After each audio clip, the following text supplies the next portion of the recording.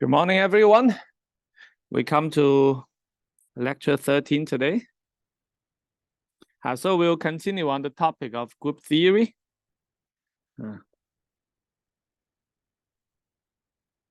So today we will talk about the optical selection rules in monolayer WSe2. Monolayer WSe2. To begin with, let me draw your attention to this paper. So this is a paper that we published in 2019. It is called the Valley Selective Chirophonon Replicas of Dark Excitons and Trions in monolayer WSe2.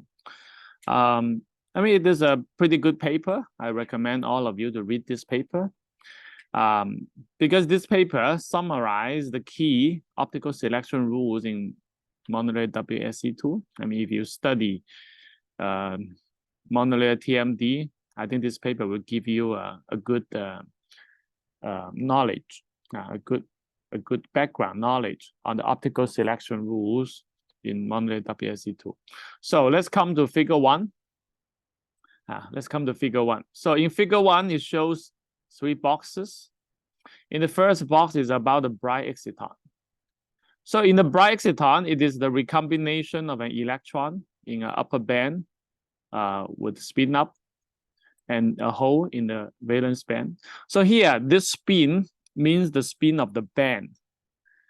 Because when we talk about the spin of the hole, we usually use the opposite spin. So in order to avoid the confusion, here, all the spin in this paper, that means the spin of the band.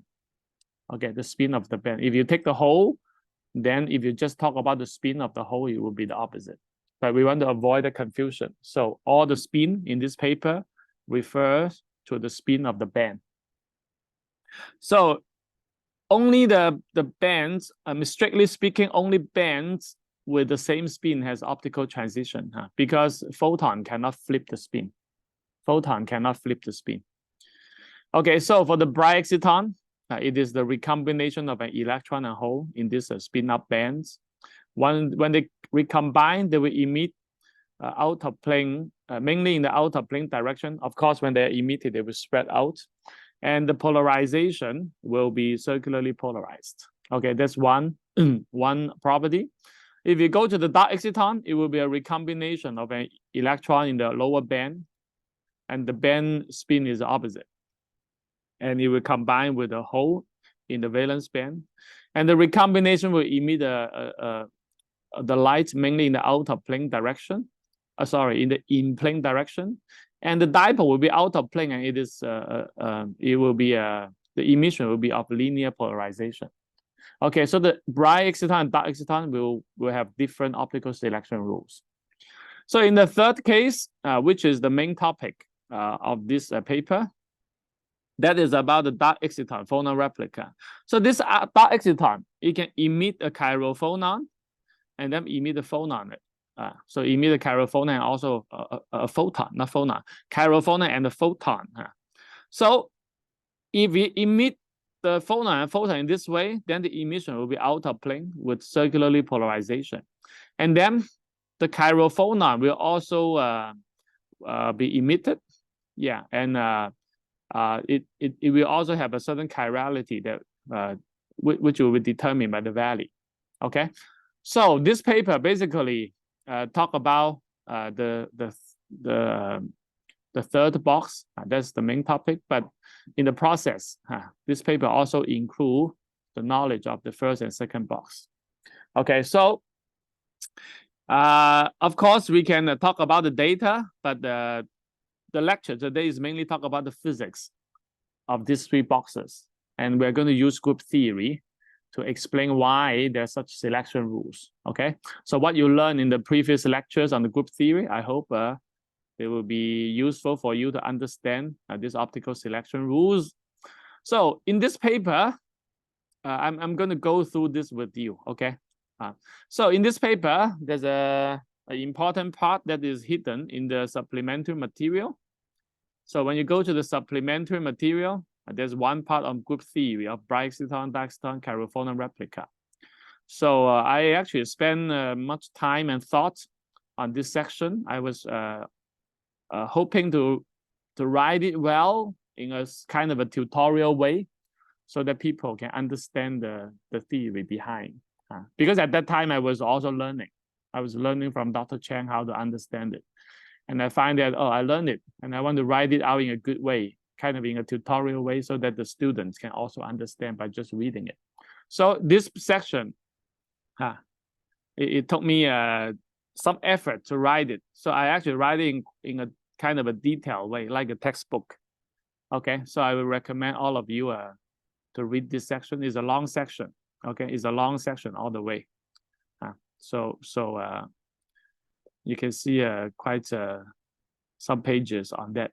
Okay, so this section, I'm going to go through this page by page with you. Okay, because previously you don't have the basic knowledge of group theory, so it's not easy to go through it. So I spent a few lectures to prepare you with some basic knowledge of group theory, so that we can start to talk about this part. So here I separate the situation into 4 cases. In the first case, we don't consider any spin-orbit coupling. So in this case, each band, first, I talk about in this whole analysis, we only consider 3 bands. I call it the C conduction band and the V valence band, and also a C prime band. So what do you mean C prime band? Then let's go to here. So this is a calculated band structure for MOS2, and not WSe2, but they're similar. They're similar. So the orbital characteristics are similar. So when you look at this band structure of MOS2, so if you focus on the K point, so these 2 bands are the valence band and conduction band. This is the C band. This is the V band. Okay. So here there's a green band here. That is the C prime. Okay, this green band is the C prime. Okay. So you can see they have different orbits. For the valence band here is mainly this dxy, dx squared minus y squared, this band. When you go to the conduction band, it is mainly the dz squared band. And when you go to the green band here, this is the C prime, is the dxz plus dyz band. Okay, so the d orbits are split into 3 levels. So we learned this in the last lecture, right? The 5 degenerate 3 orbitals are split into 3 levels according to the breaking of the symmetry, according to group theory. And now we have the C prime band and the C band and the D band. Okay, so they basically correspond to what we show here. Okay, what we show here. Okay, so what we show here. Of course, the energy order here is not right. Okay, the energy order is not right. Okay, but basically start from 3 levels. So you need to the energy order is according to this band structure. Here is just a schematic. Okay, so do you have any questions before we start? Okay, so then let's go to this paper. So let's consider the first case that we don't consider any spin-orbit coupling. Okay, so in this case, each band is doubly degenerate. Spin up and spin down, they are all in the same band. They're all in the same band. Okay, so now let's go down. Let's go down. So then we are going to write out the d orbits. So we're not going to use this. We're going to use the M state. Okay, we're going to use the M state. The M state is a linear combination of them. Okay, because we are only going to consider only K value. So the K prime value is related to the K value by the time reversal symmetry. So after you get the result for K value, you apply the time reversal symmetry, you get the result also for the K prime values. Okay. So let's start.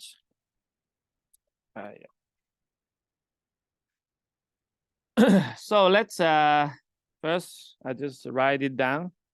So you have the C. Okay, so this is the C prime band, this is the C band, this is the V band. So let's look at the C prime band. The C prime band, has the DXZ and DYZ. Okay, so let me DXZ and DYZ. So we are going to write it as a linear combination as D plus minus 1. So this is DXZ plus and minus I DYZ. Okay, so and then for the C, that is this DZ square. Okay, you see this DZ square. Okay, so this is the DZ square. This is just the D0. Yeah, this number plus minus 1, this is the M number. Okay, this is just DZ square. Okay, now let's go to the V. The V is this blue area here. This is dxy, dx square minus y square. Okay, so just write it. Dx square and dx square minus y square dxy. So we are going to, this will be d plus and minus 2. Dx square minus y square plus and minus dxy. Okay, so this number here is the m plus minus 1. Okay, this is m plus minus 2. So this is m equal to 0. Okay, so you can see. Okay, so now let's go to the k value. Okay, so let's go to the k and k prime value. Let me just copy this.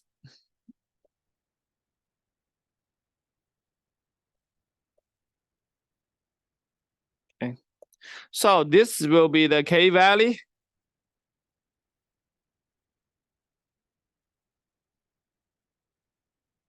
The k prime value. So let's write down the m.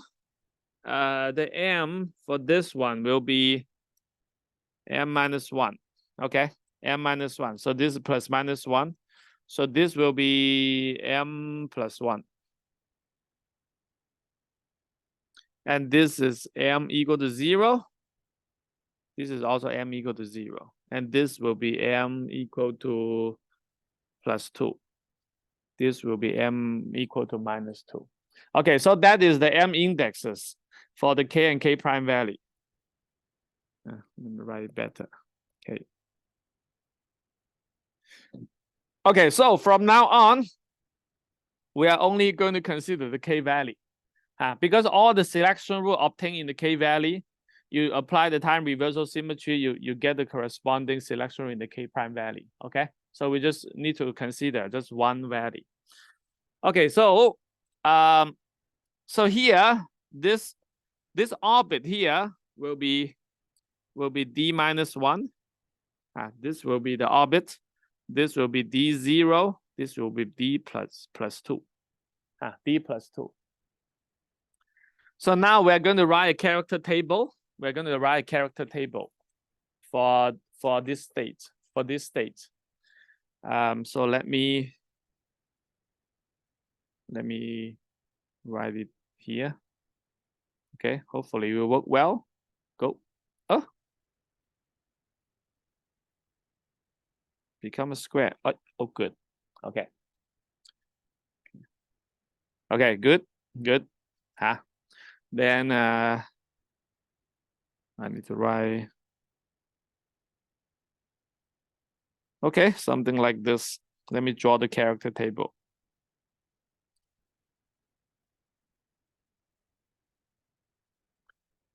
Let me slightly adjust it to make it look better. Okay. And then let me see. Going to draw one.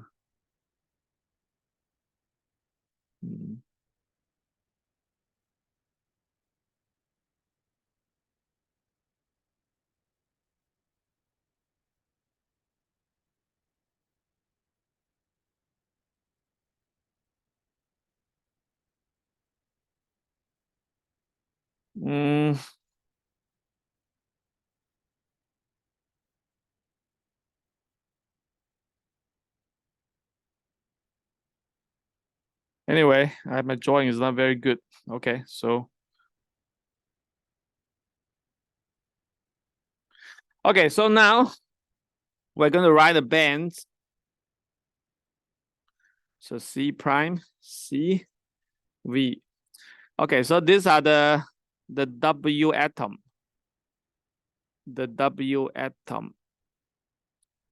D orbit. So this one is D minus 1. This is D0. This is D plus 2. That's what we wrote. Okay, so how many symmetry elements are there for the K value? Okay, so for the K value, if you look at the Brilliant zone, can I draw a rectangle like this? A hexagon like this? Let me see.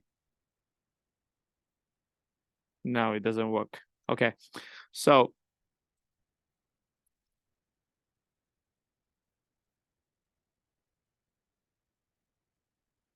this is the K prime. So how many symmetry are there? You have a threefold rotational symmetry. You need to know the symmetry group in the K are not the same as in the gamma.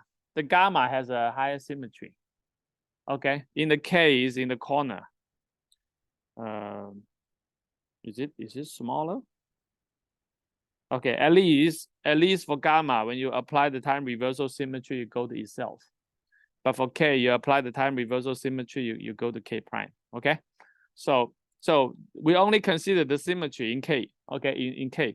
That means if you apply a symmetry operation, you go to the same point in the Brilliant zone. So you have a threefold rotational symmetry because this K apply a C3, you go back to here. You apply C3, you go back to yourself. Okay, so you have a C3 rotational symmetry for the state in K. So the element will be C3 and C32. Okay, these are the group elements. And you also have the mirror reflection symmetry. Mirror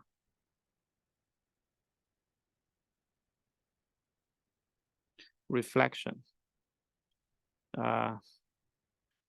Threefold rotation. Let's just write down the symmetry operation. So the mirror reflection, and then it's just sigma h. Okay, so of course you have the identity. You have the identity one. So totally you have the E. You have the E. You have this, that, like 4 elements. Okay, so this is K has the C3H group. Okay, so we have learned a few point groups, actually a list of point group in the last lecture, right? So you go back and check the states in K point, they are in a C3H group. So it's a smaller group than in the gamma point.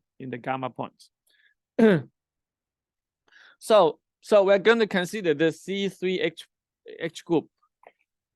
CH group. So let's consider, what do you mean by C3?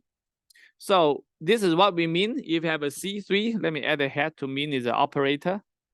Okay. So if you have a wave function, so what we mean is this. C3 operation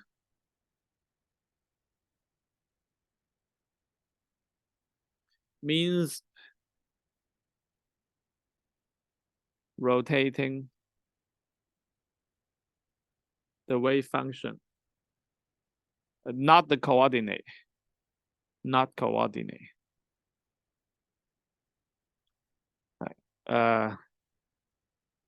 Counterclockwise.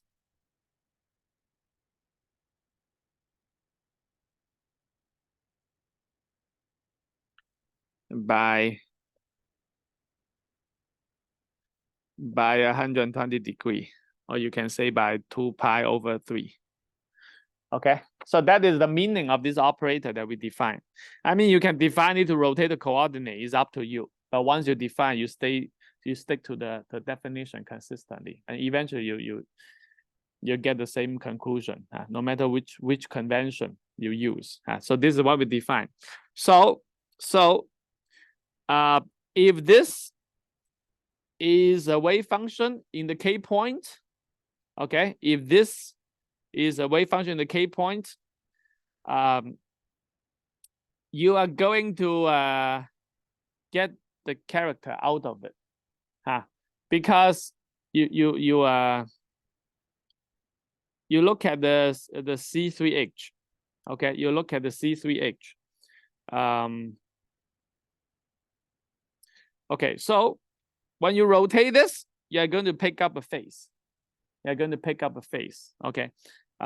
Because we only consider this kind of states here, okay?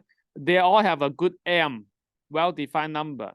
So when you rotate a state with a good quantum number M, you are going to pick up a phase, because M is the eigen is a good quantum number for the angular momentum. When you rotate it, you pick up a phase. Okay, so once you rotate it, you pick up a phase. Okay, so we are going to write this thing as a number, as a number, because different states, they have different character. Okay, they have different representation and different character. So this phase would depend on the wave function. Okay, like for example, if you rotate this one for C3, you pick up a different phase than rotating this one. So each of them will pick up a different phase. But no matter what phase it is always a multiple of this phase factor.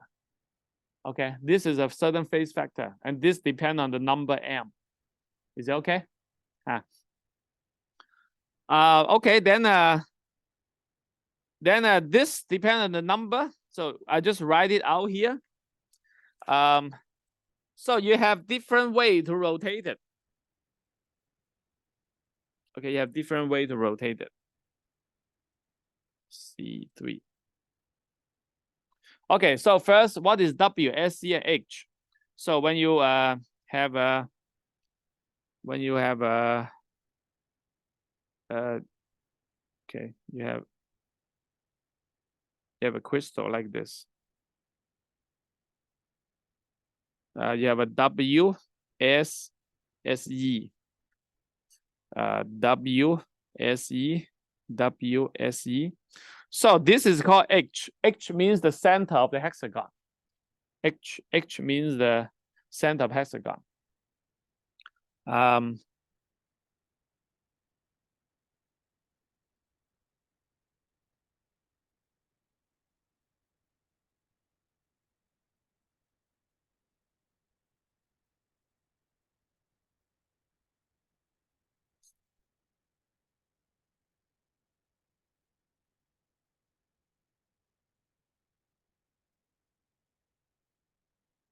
Okay, so C3W means rotating the wave function around the W atom. Okay, means you have a certain wave function, you just make a rotation and around the W atom. Okay, usually for point group, you just fix one point, but here we consider multiple points. If you have a wave function, you rotate 120 degrees around the W atom, That is what we call this C3W atom. So similarly, this one means rotated around the rotate around the Se atom. Okay, just the same sentence means this. Let me just write it. Okay, so counterclockwise. Okay, counterclockwise is like this. This is called C3W. C3W. And if you rotate like this is C3Se. Okay, if you rotate like this is C3H. So C3H means rotating the wave function around the center of the hexagon. Okay, so you have three kinds of rotation. Okay, so you find that if you rotate this, first you need to know it's not just this orbit. The real wave function is this. The real wave function is this D. Is a linear combination of this D. D -1, and then on all the lattice sites. On all the lattice sites, so you're going to sum over, and then you have a phase factor K dot Ri, and then you have like a normalization factor. That is the whole wave function. Okay, this is only the one-yen function in that particular unit cell. The real wave function is a linear combination of this one-yen function with the phase and then linear combination. Okay, so but once you know the symmetry property of this one, then you can know the whole thing. Is that okay? So what we mean, this character is not the character of this orbit, is the character of the state at K points. Is this state? Is that okay? But don't worry, because this wave function thing, after you threefold rotation, you just go back to itself. So the main feature of the character comes from this orbit. When you rotate this orbit, the phase is you're going to pick up the phase because of this orbit. The plane wave part, you rotate, you just go back to the same K point. Okay. Okay, now so this is the character. This is going to be -1. +1 and 0, and 0, -1 +1, -1 +1, 0. Okay, so these are the quantum number. I should not say character because character. This whole thing is called the character. Okay, what we learn the character is this number is a character, but here I just pick up this part, and I just simply call it the quantum number. But basically, once you have this, then you use this expression, you get the character, okay, for the operation. Okay. This is what we got from this is what I got from the literature. Okay, if you are interested, you want to dig deeper, you just write this out. You just write this out, and then with the property of this, then you try to just work it out when you rotate the wave function around these different atoms, how the orbit will change. If you're interested, you can try to work it out by yourself. Okay, but for now, just believe the result. That is the symmetry property. Okay. Okay, so now let's come to sigma H, the reflection. Okay. The reflection is pretty simple because this plane wave has no reflection asymmetry. You flip it, you just get exactly the same thing because this is a two-dimensional vector and a 2D plane. You flip it. So all the mirror symmetry operation comes from this D orbit. So this D orbit is very simple. You go to look at the the wave function. So when m is plus or minus 1, you go mirror operation, it's going to be negative. Okay, negative. So this is going to be the negative 1. Okay, when you go to d0 and 2, these two, you can see if you make the z go from minus to plus, they're just the same. The same for this one. So these two have even mirror parity. This one has a odd mirror parity. So you just have plus 1 and plus 1. Okay, so this is the character or the quantum number table for the state at the k points for these 3 bands. Okay, so what we do here is only good for that particular state at the k points.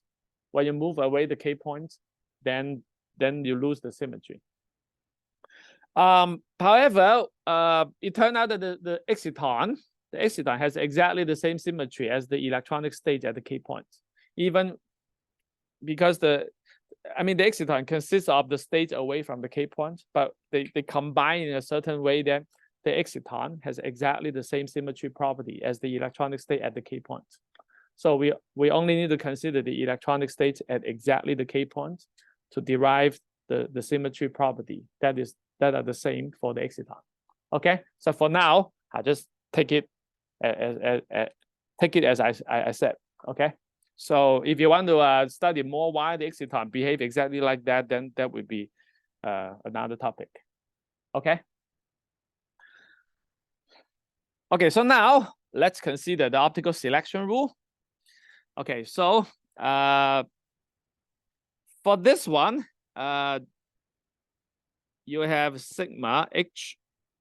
So then this one will become sigma h. So this means the character for this operator. Now you need to differentiate. With the head here, I mean an operator. Without the head, I mean a number. Okay, this is an operator applied on the wave function, and this is a number, and this number depends on this wave function. Okay. Any questions? Any questions? Okay, if no question, then let's move on. Okay, so let's consider the B orbit, the optical matrix element.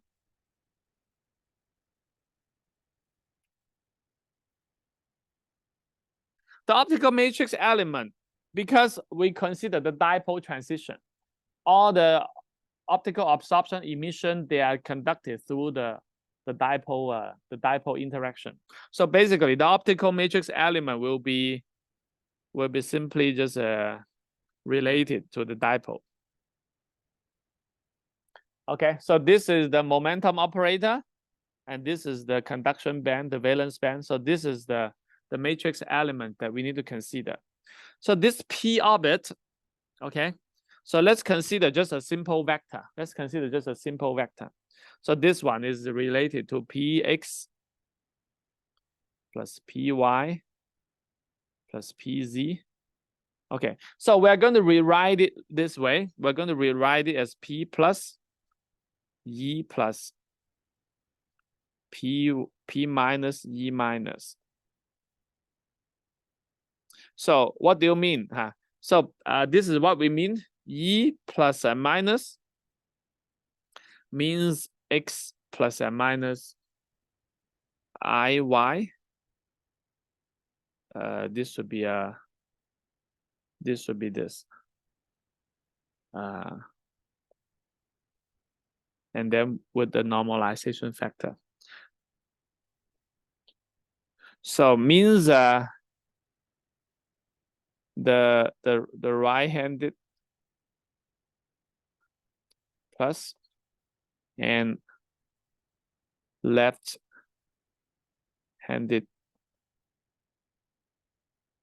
polarization unit vector. Okay, so that's what we write. And what do you mean by p plus and minus? P plus and minus means p this px plus and minus IPY. If you want to make it an operator, then just make it an operator.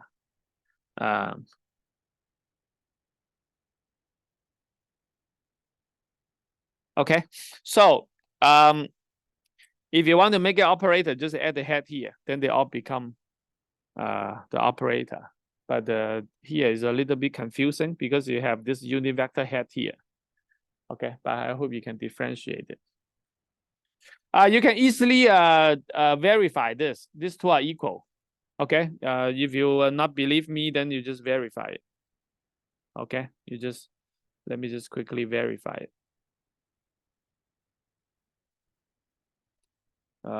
Plus, these are all plus.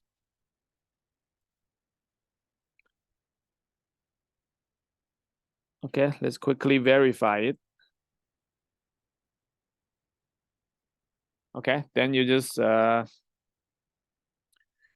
px this what square root thing can go up. Okay, this p I px y, then plus I py x minus py y. Okay, then this one is px x minus I px y and minus I py x. This will be minus py y. Let me see.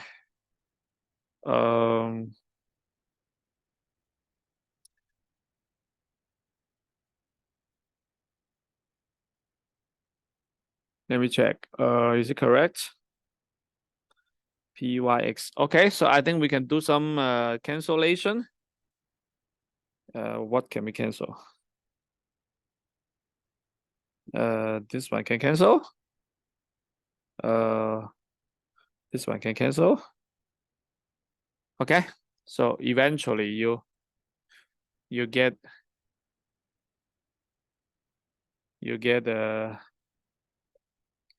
this will be 2.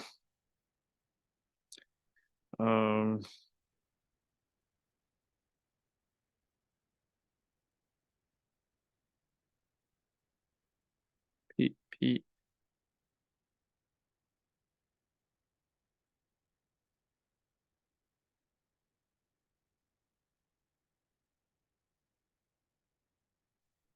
2 PYY.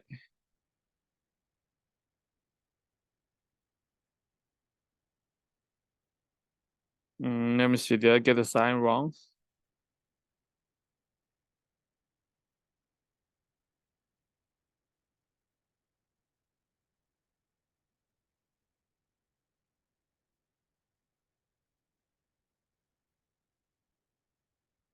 Probably I get the sign wrong. Let me see.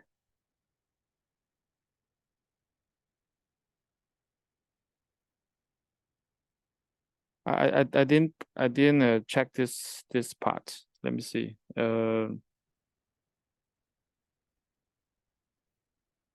See if I change the sign, would that be correct? Let me see.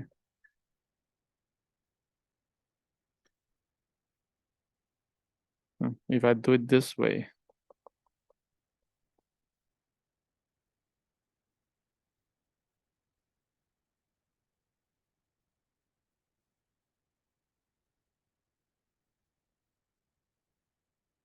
Yeah, probably I should change the sign. That will make it correct. Okay.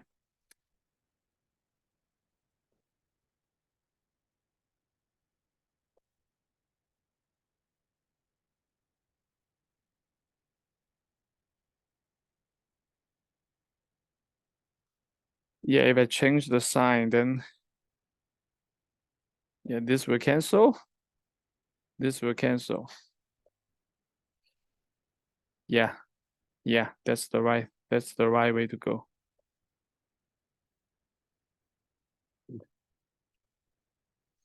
Then you times 2. So basically, I need to add the 2 here.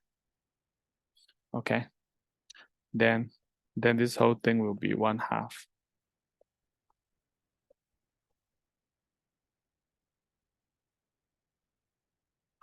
Yeah, so basically, I need to add this factor and exchange it. But anyway, it doesn't really affect the conclusion. Okay. Yeah. So basically, I think what I need is this.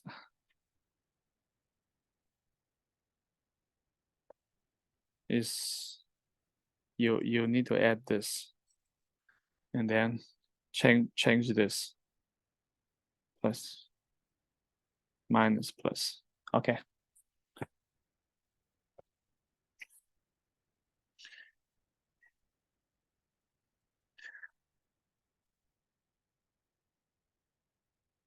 Okay, anyway, so let's continue. Okay, let's continue. There's a little bit confusion about this convention here.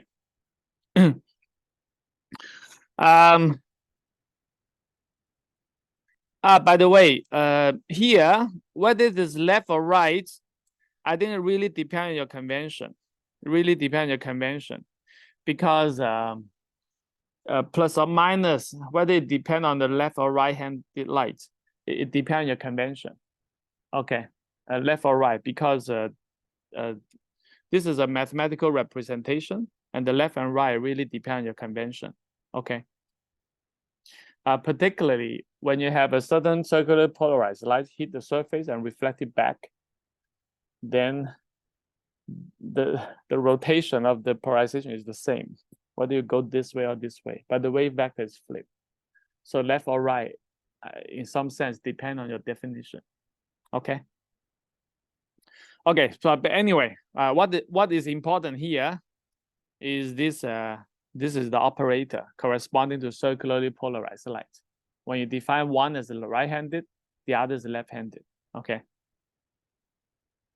Okay. So now let's consider this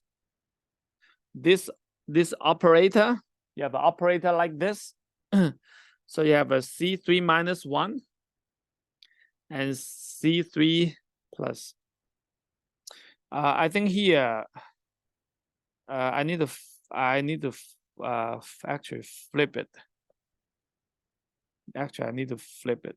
The right-handed one should be the negative one. The left-handed one should be the positive one. Because this is the operator, and the corresponding one is, I define this as a right-handed. That would be more consistent with the notation. Okay. Okay, so basically, whenever you see P plus, means right-handed light. Whenever you see P minus, it means left-handed light. Okay. This is right-handed light. This is left-handed light. Okay, so we just stick to this sign in this P. Okay. Okay, so let's consider this. This is the rotation of the operator, and this is basically just a vector, but in a complex plane. In a complex plane. So you have px, py, but you need to have an I here. So basically you have a certain, let's say this is, you have a certain weight, you have a magnitude here. Okay. We don't have to consider this normalization factor for now. It doesn't affect our conclusion of the selection rule. Okay. So basically you have, this is like the P. Okay. The magnitude is P. So what you do is just really you add a phase on it. You add a phase on it. So when you apply a rotation on this operator, what you will get is you pick up a phase. You pick up a phase, and in this case, it will be this phase, P plus and minus. You pick up a phase. It depends on whether it's plus or minus, because this will be plus or minus theta. Okay. So if it is plus theta, you add the angle, you will be plus. If it's a minus theta, you add the angle, it will be minus. So that's why these two are related to each other. Okay, so this is the transition property of this p plus and minus operator. Okay, so let's work it out. If you do a mirror reflection, you are going to it will just stay the same. Because this is px plus and minus py. There's no z component. You do a reflection, it doesn't change it. Okay, so this will stay the same. Okay, now let's consider the pz. Okay, let's consider the pz. If you consider the pz and do rotation, the pz is just vertical, right? You do rotation, there's no change. So just pz. Just pz. What about reflection? If you consider reflection, then it will be minus. Because this will just flip downward. Just downward. PZ, negative PZ, downward. Okay, so these are the property. The property of this operator. Yeah, just group it together. Let's group it together. Okay, so now let's consider P plus and minus V to C. V to C. Okay, so this is the transition. So C, you just insert the C3 and this is just one. This is just one. Okay, because you insert the operator and you have the inverse there. Then you have P plus or minus 1 V. Okay, so this is also just 1. Okay, you just insert 2. Then let's say I copy it. So we're going to separate it into this way. You're gonna let me draw it out slightly. Okay, we're gonna separate it into this way. To this way. I mean, just the same thing. It just you just group them together. Okay, so what is this? What is this? Then you just pick it up here. You just pick it up from here. Copy.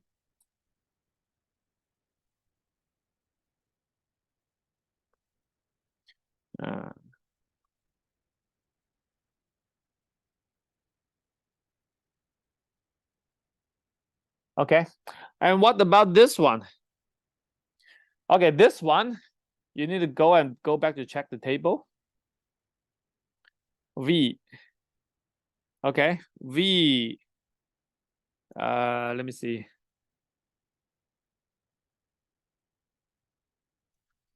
It will be one of this. Okay, it depends on which one you do. Okay, so let's don't differentiate them. We just simply write this thing. Okay, this is the result. So make it smaller. Put it here, and then you just erase this and make it V. Is it okay? Okay, now let's go to here. Okay, this thing.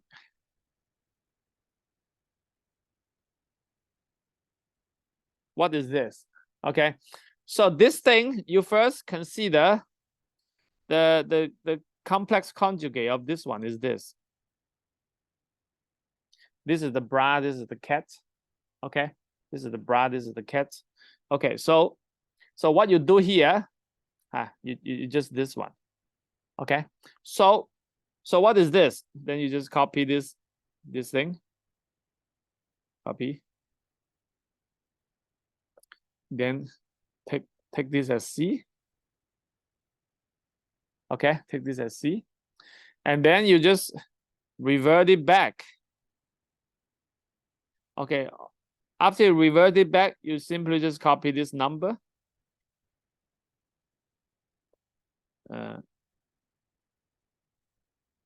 And then change it into complex conjugate. Okay, so this thing is this. And when you go from the cat state to the brass state, you just need to change the C into the brass state, and everything here become complex conjugates. Okay, so this thing is just this. Is that okay? So you just go back. So this is how we do it.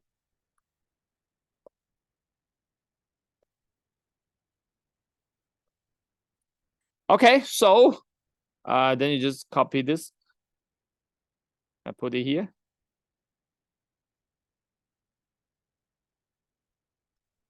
So this will be this.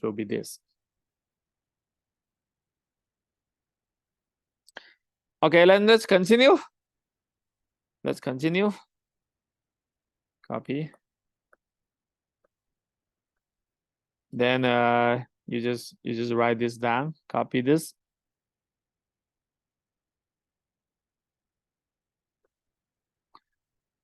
Okay, so now you can put all these faces together. You just let me just copy this. Copy.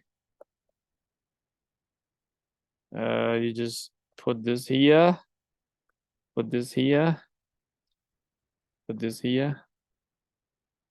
And then all of this just stay together.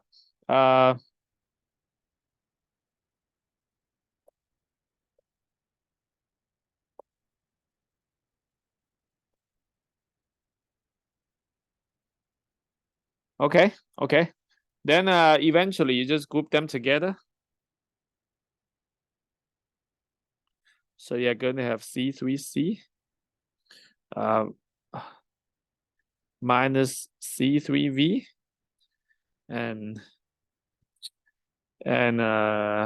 plus minus 1.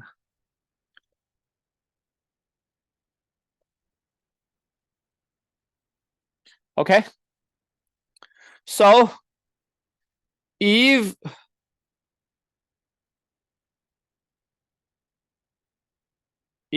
this is not 0, I mean if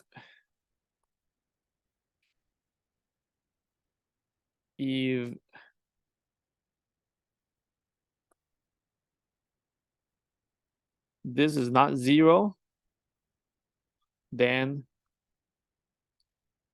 C, then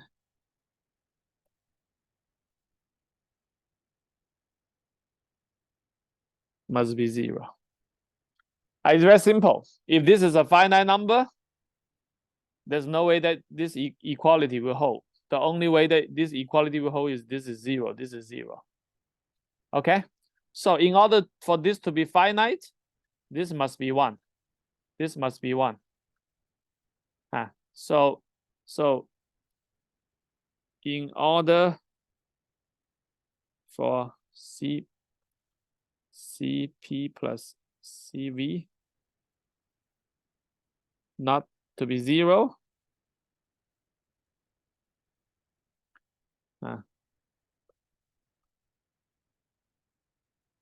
needs to be 1. Need to be 1. So that means this thing need to be 2n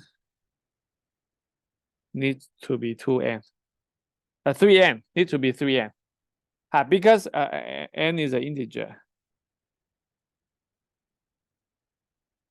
Because you have this 2 pi over 3. So if you have 2 pi over 3 with a 3n, then it will be 2 pi n. Then it will be 1. Okay? Okay, let's check the table.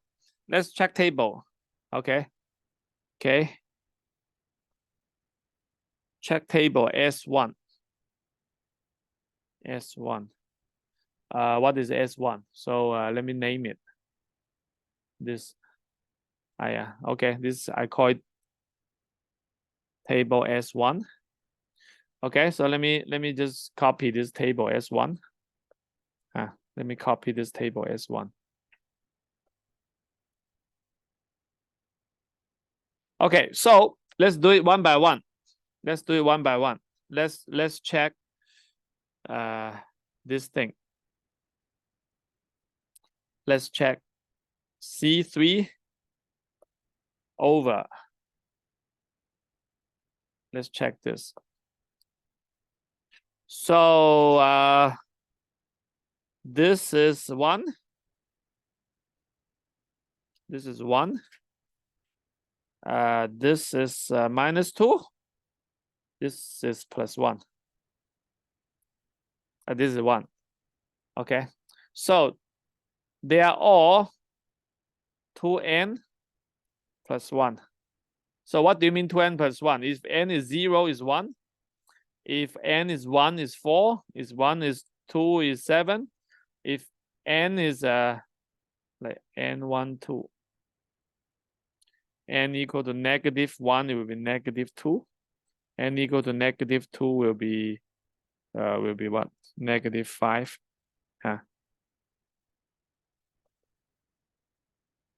Okay.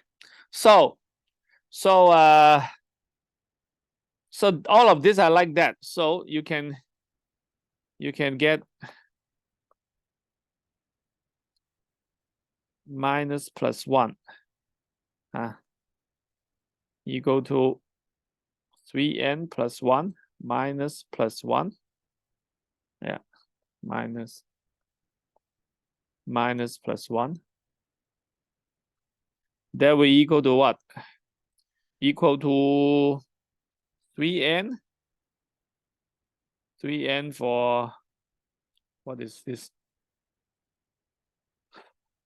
Minus means plus. Okay, so this is for p plus. This will be 3n plus 2 for p minus. Okay, so the conclusion is this. The conclusion is this.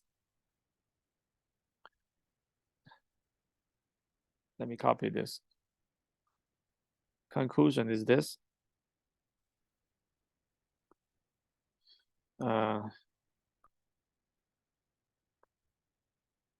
Copy.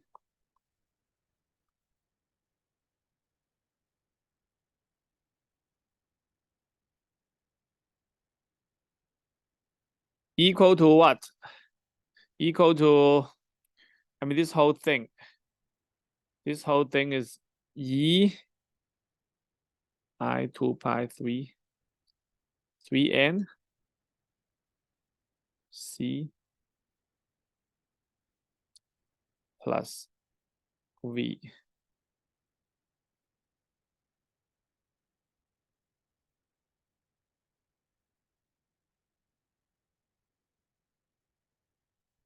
And this is just 1.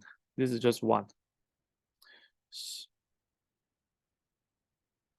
C.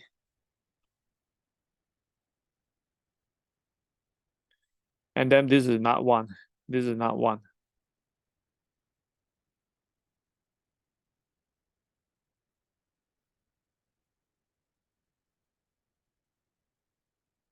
Okay, so eventually the result is can be finite. But but it's 0. Okay, so that's the optical selection rule. Is it okay? Is it okay? I mean, I'm kind of going kind of slowly. Is it okay? So basically, by using the character table, you will be able to figure out that once you do this transformation, eventually you pop out a phase factor here. By checking the character table, you know that the P plus matrix element can be finite, but the P minus one is 0.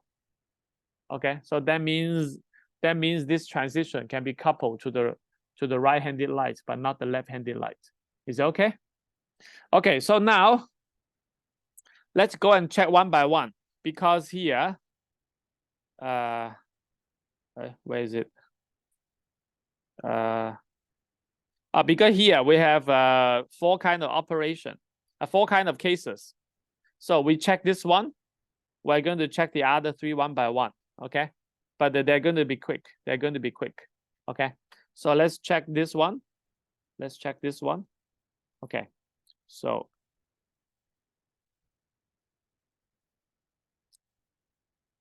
if we check this one,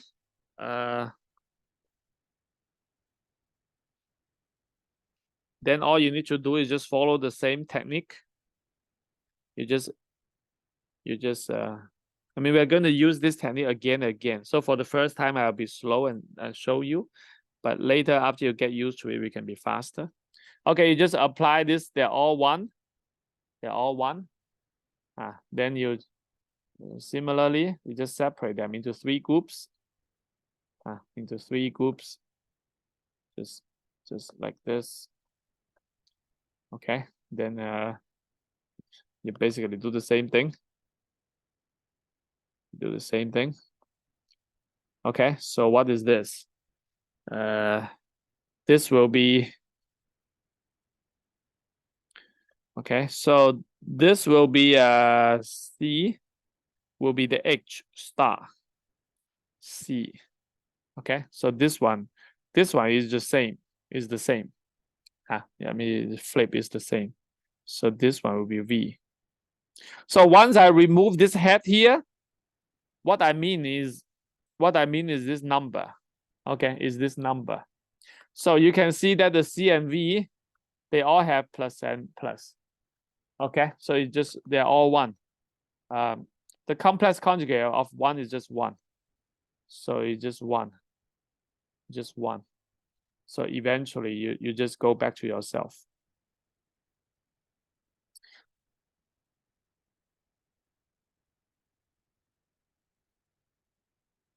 Yeah, so basically the mirror symmetry does not forbid the optical transition.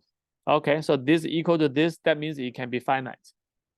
Okay, so let's try the PZ.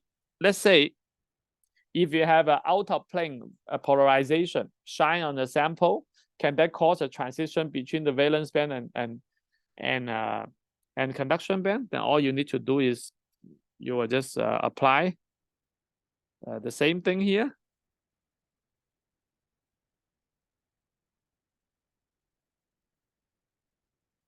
Okay, so I'm going to be faster. Okay, just group them together. So this one will help you to pick up this one. Okay, this one is just PZ. I mean the rotation does not change Z. So this one will help you to pick up a I 2 pi C3 C and then a C state. Okay. So the complex conjugate is already taken here. Okay, there's no negative. Okay, so here you have a negative I 2 pi 3 and pick up a C3 V and a V here.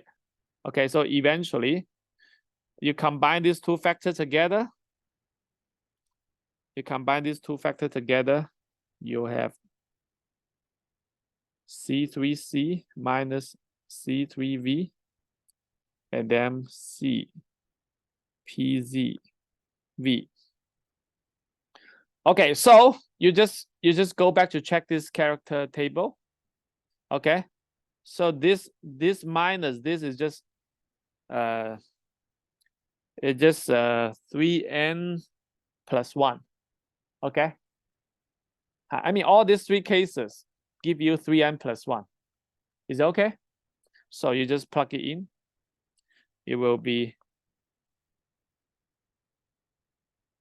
3n plus 1. Let me just copy. Okay, you just need to know that this is not 1. Okay, this is not 1. So that means this is 0. Is it okay? Can you follow? So this is not 1. This is not 1. When it is 3n, it is 1. But 3n plus 1, you have a finite phase.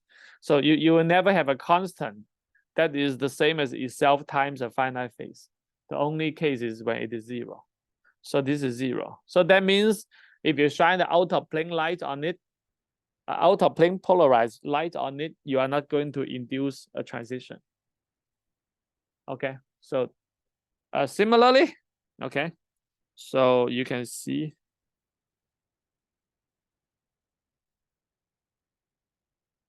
Okay, so we're going to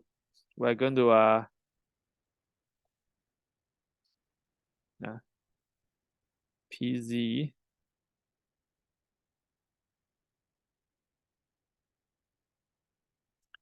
Okay, so this one will be CHC complex conjugate.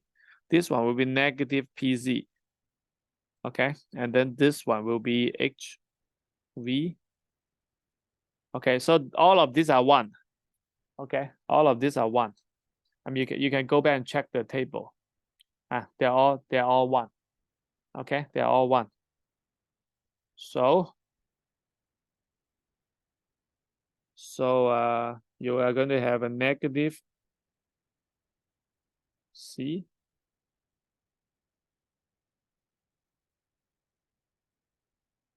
So this is just 1. So you're going to have negative. So a certain thing equal to the negative, that means is also 0. Okay, so basically both the threefold rotational symmetry and the reflection symmetry require. So basically both the C3 and symmetry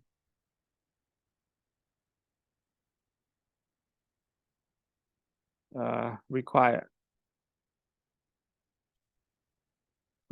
this to be 0. I mean, just one will already make it 0, but actually both of them make it 0. Okay, so what is this? This is just a transition between the valence band and conduction band. Okay, so basically our conclusion is this. You have C, V, C prime. So this transition is only related to P to P plus. Okay, so PZ are forbidden. Okay, so that is the optical selection rule. But of course, the spin must be the same, because here there are 2 spin. What color did I use? Red is spin up. Okay, red is spin up.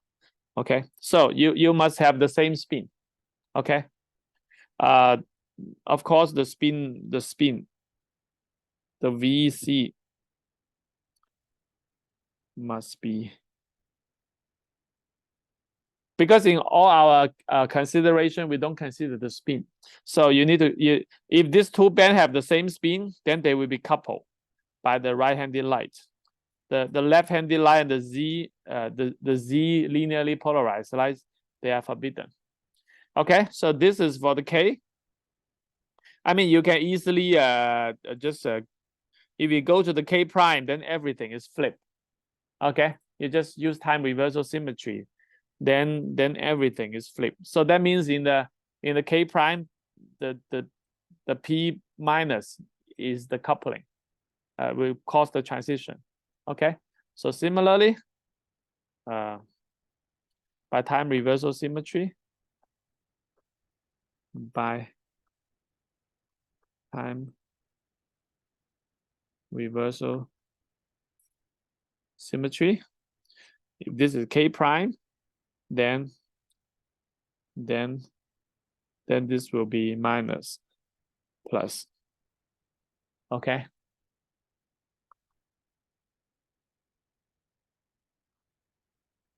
Okay, so that is the conclusion of the first part. That is the conclusion of the first part. So we explained the first case when there's no spin-orbit coupling, the C and V, they're coupled.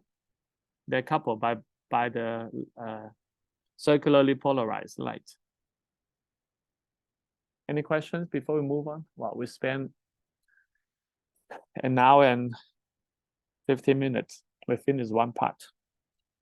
Okay. If you have questions, please ask me. So we have 3 more cases to go. So let me see how much I can finish today. Oh. Can you speak more loudly? N base.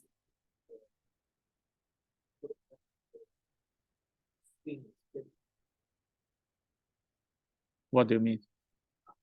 I mean, in this case, we don't need to worry about the spin as long as the two bands has the same spin. That's fine. Because in our character table here, we did not include the spin. We did not include the spin. Okay, so now we're going to the second table.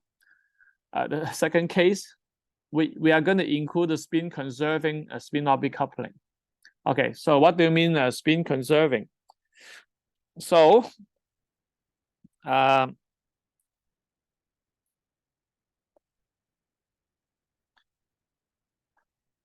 so the spin orbit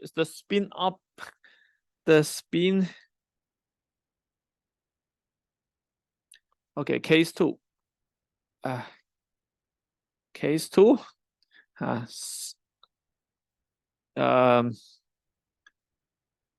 selection rule, let me see, symmetry, character table.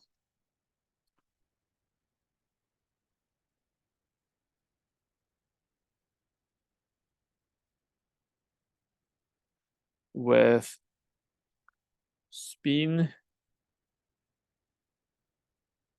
preserving spin orbit coupling.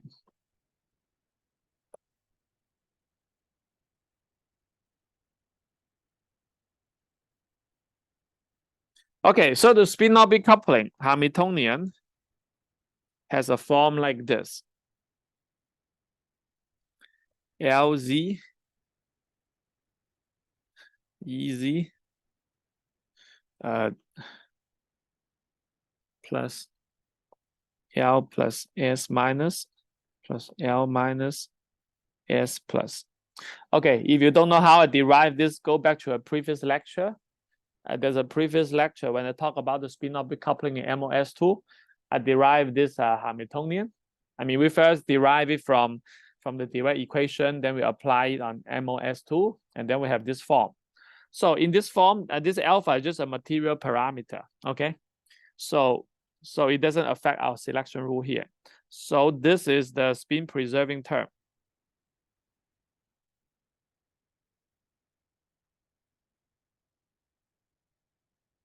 And these two are the spin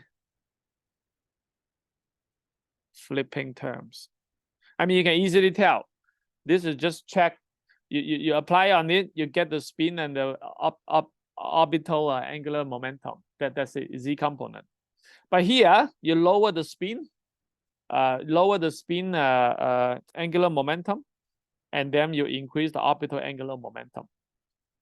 And this you increase the spin, angular momentum, and then lower the orbital angular momentum. So this two will flip the spin, but this one won't. Okay, so we're going to deal with them one by one. So after you include the spin preserving term, the band will go like this. We only consider the K value. Okay, initially you have a K value like this. Okay, spin up and down, spin up and down. They're all the same. So after you include this alpha,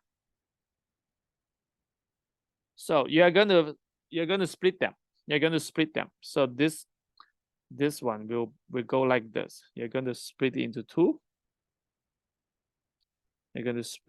Each of them will split into two.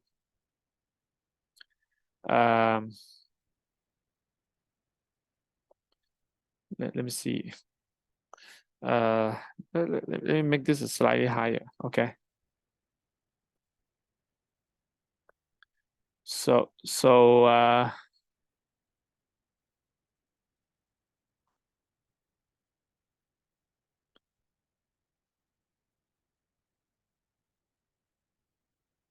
okay.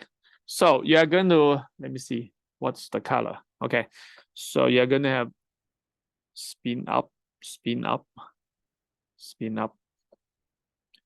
and you're going to spin down.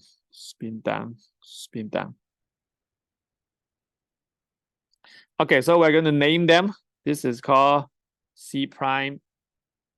Okay, C prime up, C prime down, C up, C down, V up, V down. Okay, for monolayer WSe2, this is about 450 millieV. That's very large. Why? Because this is m equal to +2. Okay, so this splitting is small. It's about 30 millieV due to the p orbit at the Se atom. If you only consider m equal to 0, there's no splitting. If you just strictly use the d orbit, this m equal to 0 will give you no splitting. However, there's a mixture of the p state. Do I have it in my PowerPoint? Let me see. Here.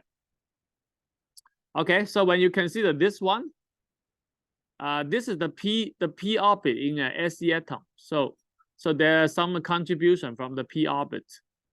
Okay, from the Se atom. So this p orbit will cause a small splitting. Okay, and this one is the m equal to -1. So you're going to have the splitting as well. I don't know the energy splitting for this one. Okay, but it is split. So from now on, we can neglect this lower one here because this is so far away. Okay, this is very far away, so we can neglect it. We only need to consider this 5. Okay, this 5. Okay. This one we can neglect this band. We can neglect C. That's far away. The coupling will be weak because it's very far away.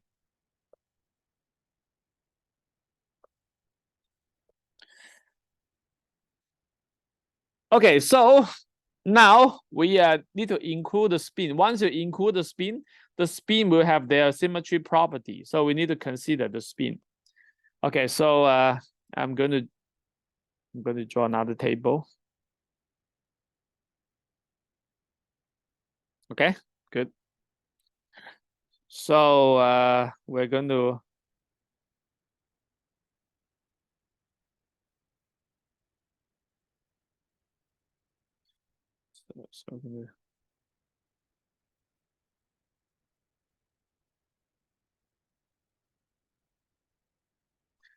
okay, so this is the spin. You have spin up, you have spin down. So you only need to consider two kind of operation. For the spin, it doesn't matter how you with what atom you rotate. So if you rotate a spin by 100 and first you need to know if you rotate a spin by 2 pi, you're going to get negative spin. Okay, that is the property of the spin. You need to rotate for 4 pi. You need to rotate by 4 pi to make it the same. This is the special property of let's just do it like this. So if you rotate only 120 degree, you are going to get you're going to get what? You're going to get 1/2 of the value. You're going to get I 2 pi 3. This should be the phase that you pick up. This should be the phase that you pick up. But you're going to have a 1/2 here. Okay, all the phase you pick up will be only 1/2. So that when you go to 2 pi, it becomes -1. When you go to 4 pi, it becomes 1. So that means this thing is going to be the C3 for spin up. Is that okay? Okay, so everything you have for spin up, you take a time reversal. You take a time reversal symmetry operation. You're going to get it for spin down. So you are going to get -1/2. So this thing is C3 negative. They're connected by time reversal symmetry. Okay, so you're going to write it down here. This will be +1/2. This will be -1/2. Okay, so similarly, if you do a mirror symmetry, it's like this. If you do a mirror symmetry on the spin, and let me see, you do the mirror symmetry twice. Okay, spin is very interesting. You flip it, and then you flip it back. Like you do 2 reflection, you're not going to get the same spin. You're going to get negative. You're going to get negative spin. This is the property of the spin. Okay, you do reflection and do reflection again, you're not going to get the same spin. Just like when you do rotation, go back to the same place, it becomes negative. You do it 2 times to get it the same. The same for reflection. The same for reflection. So you can imagine that if you do it like this, you're going to get I. You're going to get I. Okay.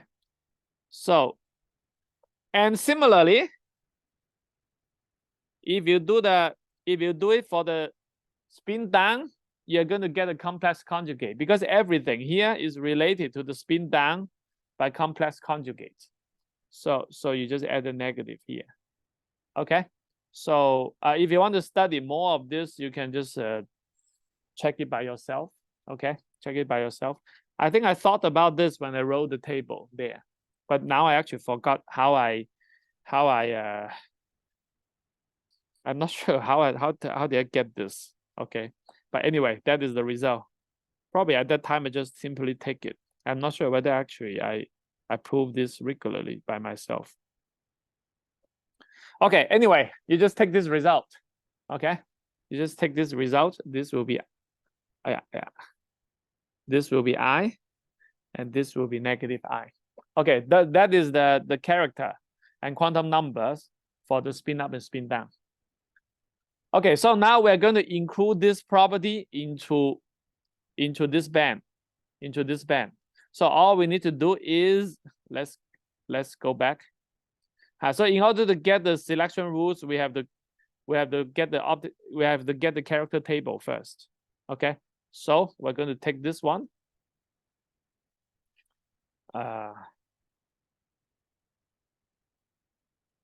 Let's see, where is it? Okay, here. Okay, so we're going to get this here. So let me name this as let me call this as table S2.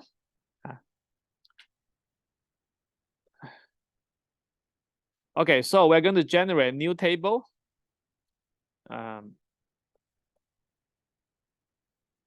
So let me see, how should I do it?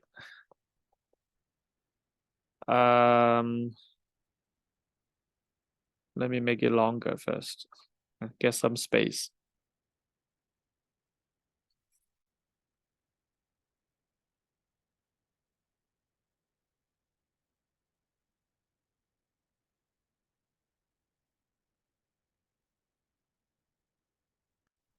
Okay, so we are going to move all of this thing. How should I do it? Oh, I see. Let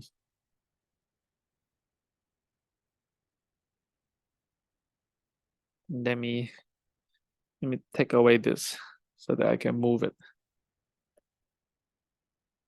Okay, good. I can move it now. So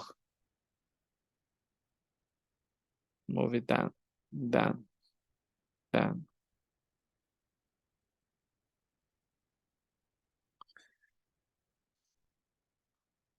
Okay, so we're going to do it one by one, but it's not going to be difficult. So all you need to do is, for this one, you just need to times it. Okay, so you're going to have two states. You're going to have a spin up and spin down. Okay. So, let me rewrite it first. Okay, for this one, you just need to times it, times I. So this one will become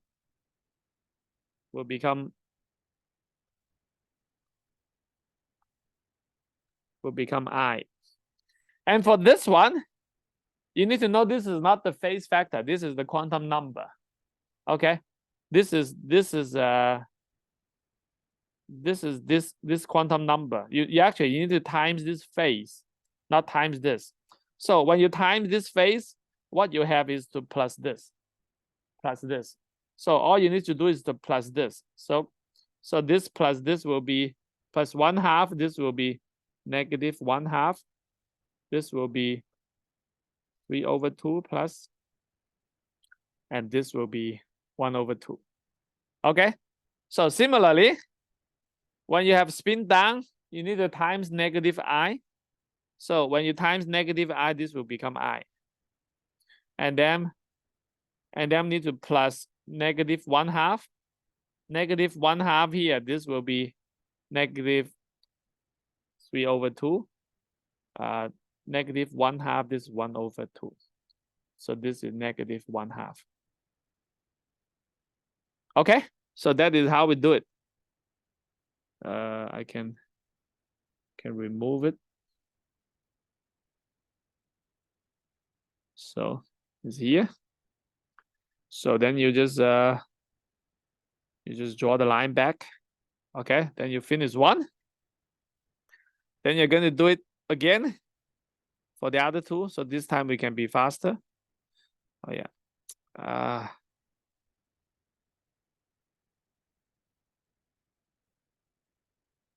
Okay, so here we're going to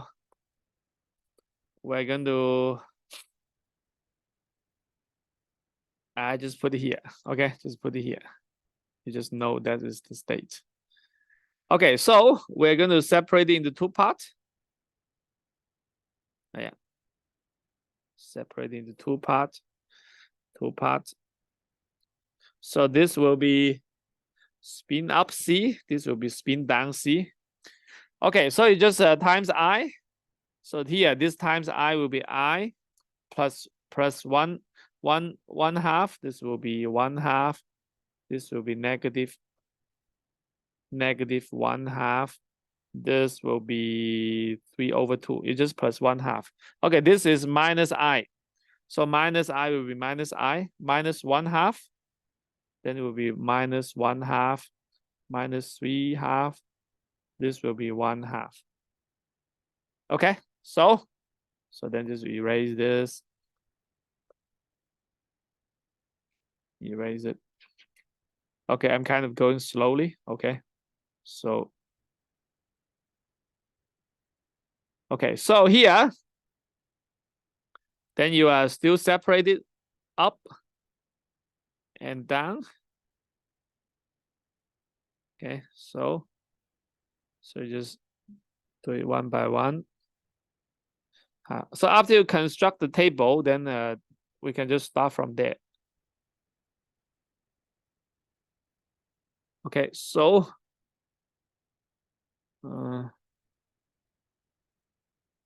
okay, so for now, let's move this number away. Move this number away. So both of them share the same. Okay, so you just separate them into two. Okay, so this one just multiply by I. So this will be I plus 1/2 3/2 1/2. That will be negative I 1/2 negative 1/2. Okay, so we're done with the table. So that is the table. That is the character table for this band. Okay, let me just copy this. So this is the character table for this band.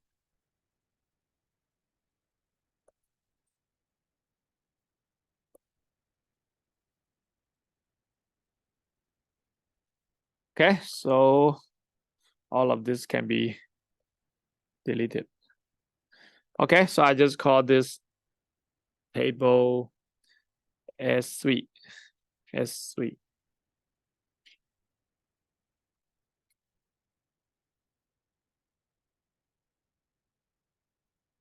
Okay, anyway, okay, so that is the table we're going to use.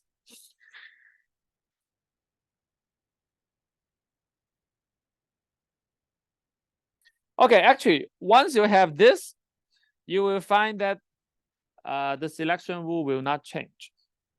Adding the spin will not change the selection rule. You can do the same thing as what we done before. Like you can just do the same thing as what we done before with a new character. Okay. With a new character, you just do exactly the same thing as what we do. You just plug in the new number, the new quantum number. You get exactly the same transition, the same selection rule. So I'm not going to repeat it, okay? Because you just add the spin. As long as they have the same spin, everything will be canceled. Okay. So eventually the conclusion is the same. Eventually the conclusion is the same. That is, this thing is going to make a transition with P plus, and then this transition is forbidden. Here the transition is forbidden. You can say because the spin is different, but if you check the character table, you can also find that it doesn't match. Okay, because this spin add the character there. Okay, so you can easily check. And then the PZ is also not forbidden. It is also forbidden. Okay, so I'm not going to repeat it. If you're interested, you can treat this as exercise. Okay, so now we're going to go into part 3. you're going to part 3. Okay.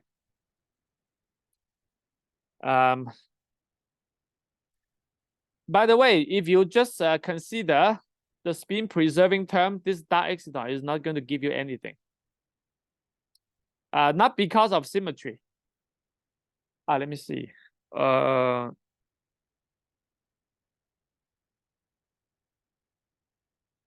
Let me see. No. Actually, if you just use the character table, you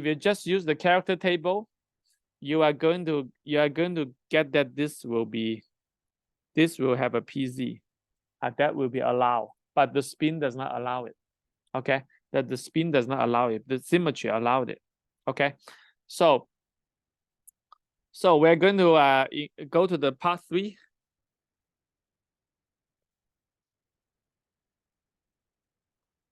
Okay, going to part 3, like including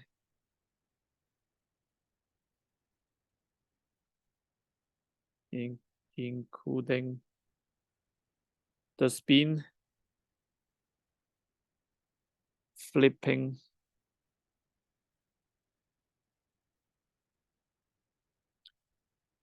spin flipping. So that is, we are going to have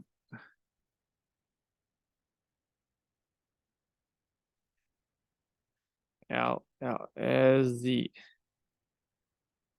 L plus.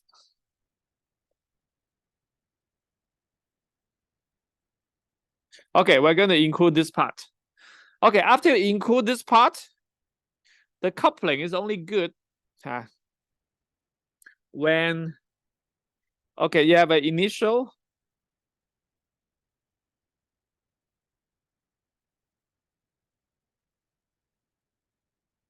so this two, let's consider this is C and this is C prime. This two has a delta M equal to plus or minus 1. And this is good. I mean, I think in a previous lecture, we talked about that, right? The spin orbit coupling is going to couple the C to C prime because they have M plus 1. So how are they going to couple? So this C prime spin up can couple to C spin down. Okay, let's consider the coupling. Okay, C spin down, C spin down. Okay, so yeah, then you have, I mean, I just write it here then. Okay.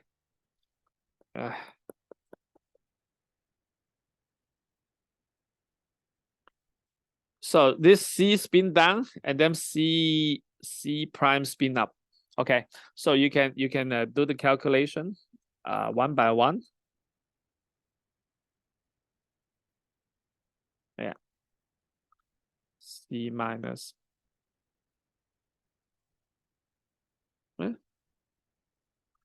C plus.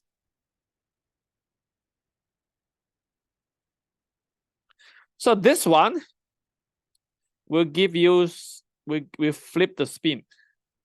We flip the spin. This one will flip the spin. Yeah. Flip spin to spin up. And then this one will change M equal, this is M equal to 0 to M equal to 1.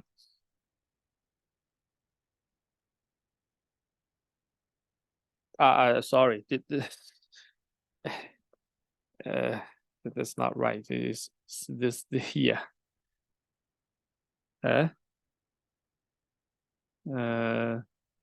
Is this one. This one. This is 0, okay? Because it's already spin down and you lower it one more time is 0. So this whole thing is 0. So here you have a spin down. you raise the spin, so you flip spin down to spin up, and then this will change this is lower the spin orbit, okay? So change m equal to 0 to -1. So this thing is spin up and m equal to -1. Okay, so they match each other. So this thing is finite. Okay, so this thing is finite. So this is finite. It's allowed. You can say allow. Okay.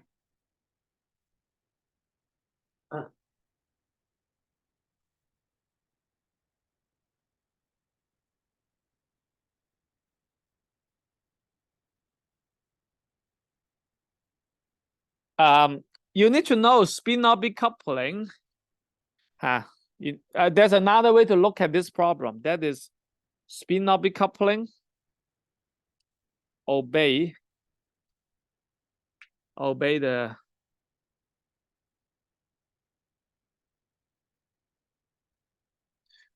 crystal symmetry. Obeys the symmetry, the crystal symmetry. Spin-orbit coupling does not break any symmetry.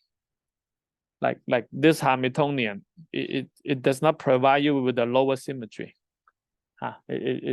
So that means this that means you have a final state, spin-orbit coupling, and the initial state. This one does not change the symmetry, so these two need to be at the same representation to be coupled.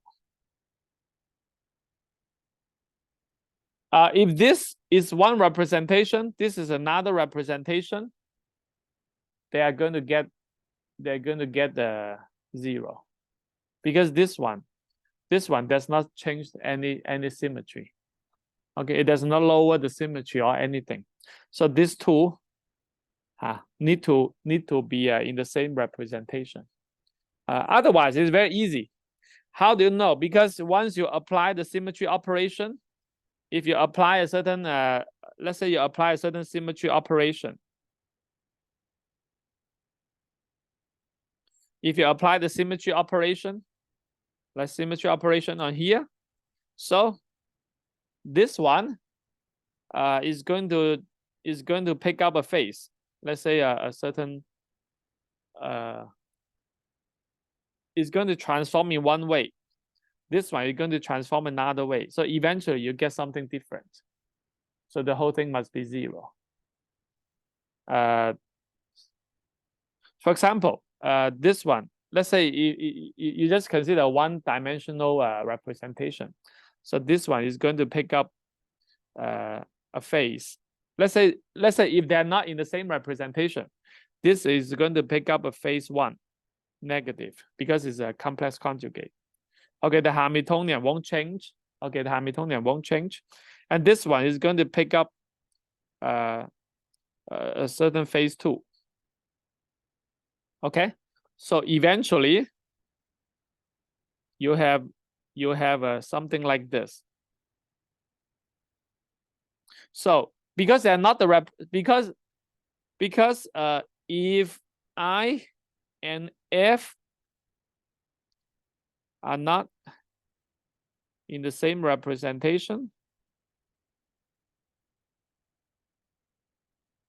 then I1 are not the same as I2 for some operation, for some symmetry operation. I mean, there must be a one operation that they're not the same, right? Otherwise, they will be in the same representation. So if you find the operation that gives them different phase, you apply on it, you'll find that this one is not 1. Is not 1. If this one is not 1, then this one must be 0. Okay, this one must be 0. Is it okay? So when you have a certain perturbation that preserve the symmetry of the crystal, that perturbation can only couple the state with the same representation. If they're the same representation, these two phases will always be the same. Then this one will be 1. So if so you copy this. This is different. So if these are in the same representation, then phase 1 is equal to phase 2. So this one will be 1. Then the coupling will be finite. Is that okay? So you can see, okay, now let's consider this C spin up. C spin down. What state can the spin oblique coupling couple to? Then you look at here. So what we are paying attention is this. This is the spin. So you look at here, which level has exactly the same character? Okay, you see this is not in the same character. So this no coupling. Okay, and this one has a different character. So there's no coupling. However, you go to here, they are the same. Why? I mean, this is the same, negative I. This what negative 1/2. Now this is negative 3/2. This is plus 3/2, but they are the same thing. Why? Why? Because it is this C3. So if you plug in 3/2 and negative 3/2, you're going to get the same phase. You plug in 3/2, you get what? You get negative I pi. You get negative 3/2, you get I pi. You get it? Okay, you have 3/2 plugging here. The 3 will cancel, the 2 will cancel. You get negative I pi. You get this into here. You add the negative sign. But what is this? This is just negative 1. This is also negative 1. Okay, so basically you go this, you're going to be the same. Is that okay? So these two characters, they correspond to the same character. These are not character. These are the quantum number. This is the character. This is the chi. Okay, this is the chi. So these two have the same character, and this also have the same character. So that means this state and this state, they are in the same representation. So that means this one and this one, they can be coupled together by spin-orbit coupling. And they have opposite spin. They have different spin, but they can be coupled by spin-orbit coupling. Is that okay? You get this? Their coupling is finite because of the symmetry property. Okay, so let me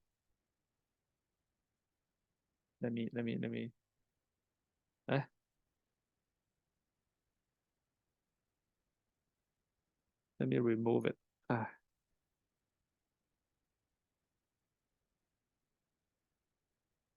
Okay, so basically, these two and these two,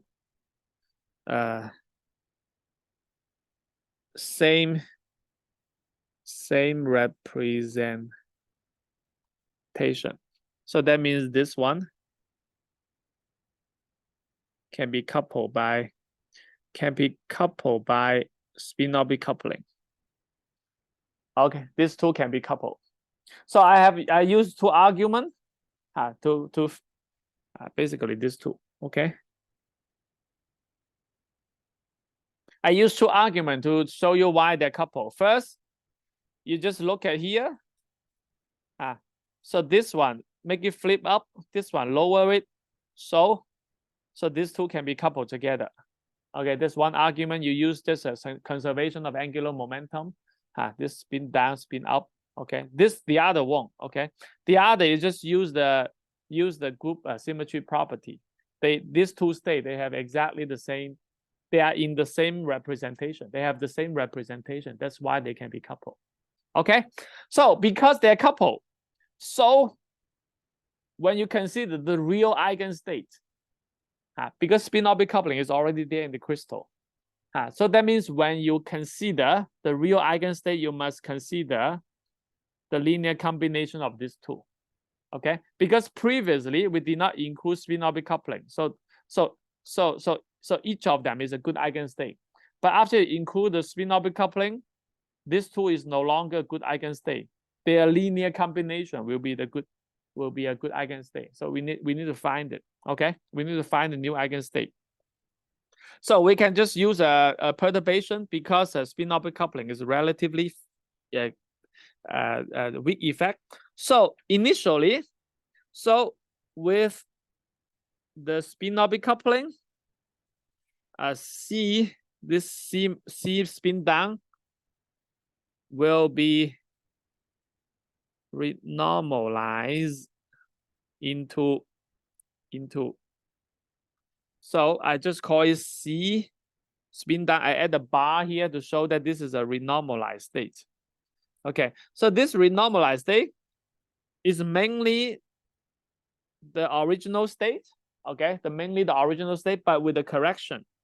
This correction is you just consider the coupling of the C prime. So this is this state. This is this state. Okay. Let me just copy this thing. Okay, so this is this thing. Okay, so you have this state, and then couple with this state. Okay, so what is the coupling? According to perturbation theory, you just need to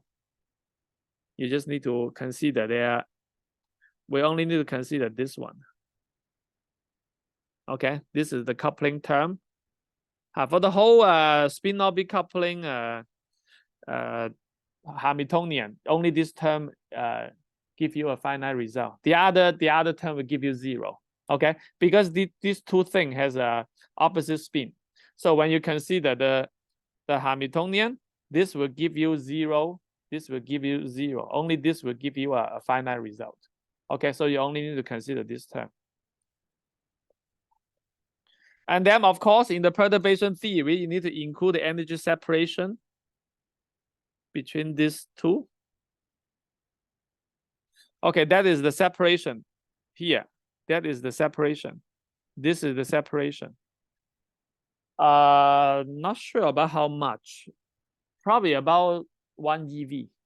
Okay. You can ask, what about other state? Do you have let's say, do you have another state here? They will also be coupled together, or maybe another state here. They will also be coupled together. There are such states, but they're far away. So they're far away. So if you include them, you need to include the energy separation in the denominator. So once the denominator is big, then the effect is small. So that's why we only need to consider the closest one, and that will give you the dominant contribution. The other state, they're far away, then you don't need to consider them. I mean, you look at this state here. I mean, the other state will be far away. Okay, maybe there's one here, but you consider the distance. It is at least like twice more. Okay, at least twice more, and you haven't considered like other factors. So we mainly just consider one. Okay, but even if you include more, eventually the selection rule will be the same, because the selection rule is determined by the representation. You include more, but they're all in the same representation. So eventually you get just the same selection rule. Okay, is it okay? So this thing is important because once you include this thing, you get the right spin. Photon cannot flip the spin, but spin-orbit coupling flip it for you. This thing now here, although I still use the spin down here, but after you renormalize it, this state is no longer purely spin down. There's a small component of spin up here, and this spin up component will give you the oscillator strength, and it is this part. It is this part that gives you the optical property. Is that okay? Is that okay? Okay, so now let's go to the selection rule. Okay, so now we just we're going to consider So this thing, after you include, they will become this C plus and C minus dash. Okay, I mean you can still write it like this. Okay, but there's a dash line here. Okay, so up, down.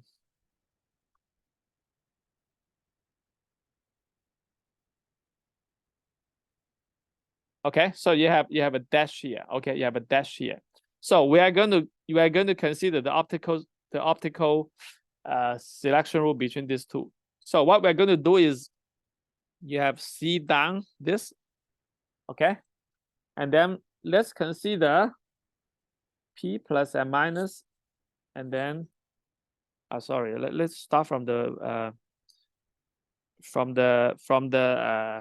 valence band first. From the valence band, then you're going to go to C prime. Okay, so all you need to do here is to consider this state, because what is this thing? I mean, you can write it down here. So let me simply call this beta then. Okay, this for simplicity. Okay, so this thing will be C down plus beta, and then C up, C up, C up, C up prime. Okay. Okay. You just simply call this thing beta, just for simplicity. Okay, so you're going to plug it in, then you're going to separate it.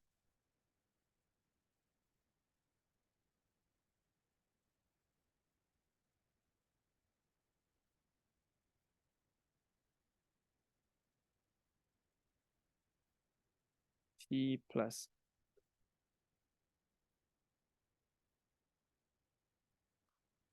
Okay, this thing will give you 0. Why? Because they are of opposite spin. Okay, so this operator cannot flip the spin. So this will be 0. So all this, and this is just a number. I just give you the oscillator string, how strong the absorption is. But what determines the selection rule is this feature. Okay, so this one determine the selection rule. Okay, so then we just simply pick this one. Okay, you don't need this. You sorry, prime, not star, prime. Okay, so you just copy. Okay, so now let's just apply the same thing that we learned before.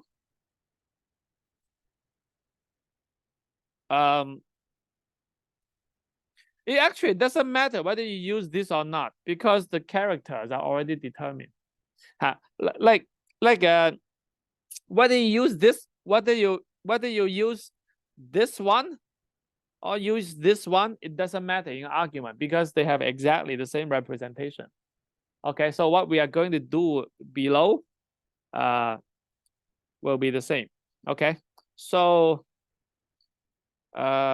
let's just do it. So we're going to use C3 minus 1.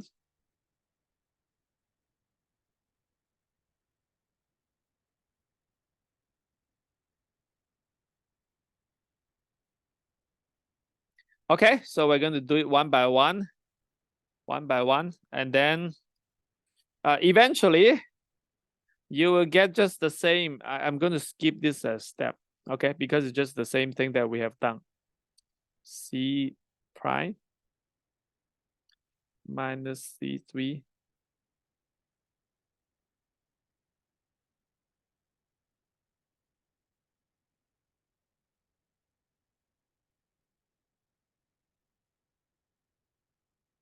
Okay, so this is what we have done before. Okay, so all we need to do is to see what is this. Okay, all we need to do is see what this is. Okay, so let's go back and check this two table. Check this table. Where is it? Okay, so let me just copy this thing. Copy.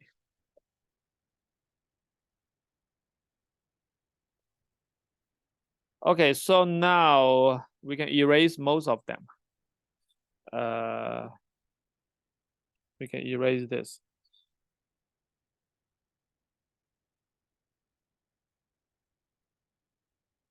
We can erase it.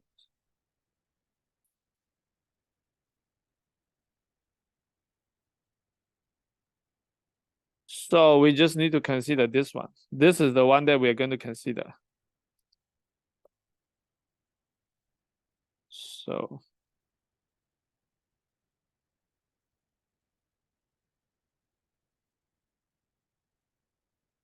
okay, all the others are irrelevant.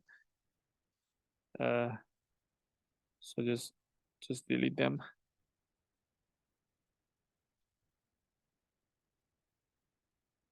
Cut. Okay, so good. Okay. Just include them here. So okay, so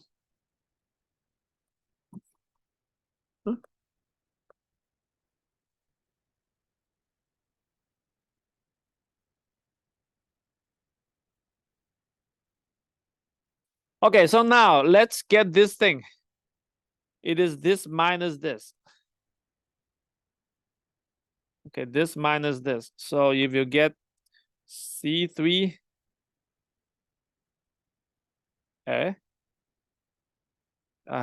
is up.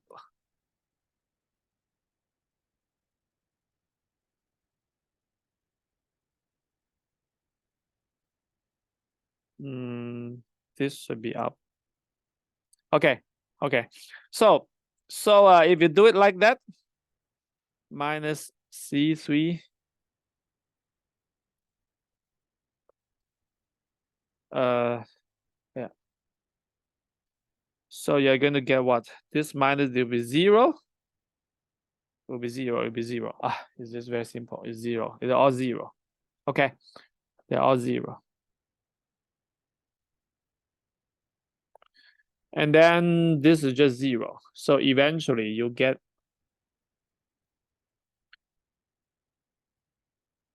plus minus 1. Okay, so eventually the conclusion is that it must be 0. Yeah. So eventually the conclusion is that this is 0. Is it okay? So basically, once you go to here, these two stay. They're not going to couple by circularly polarized light. Okay, so you can do something similar for the. You can do something similar for the mirror reflection. Let's quickly do them.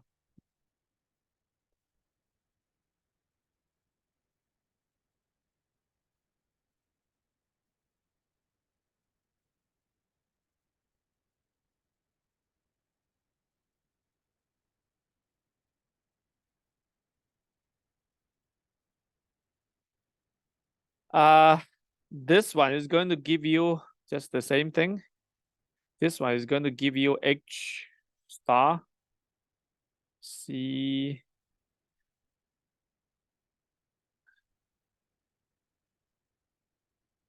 And this one is just give you V.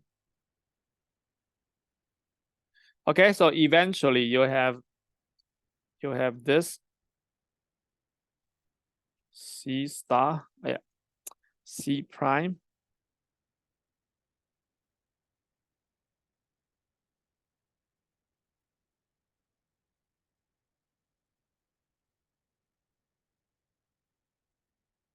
Okay, so what is this? You just multiply these two. What did you get? Here the complex conjugate is important.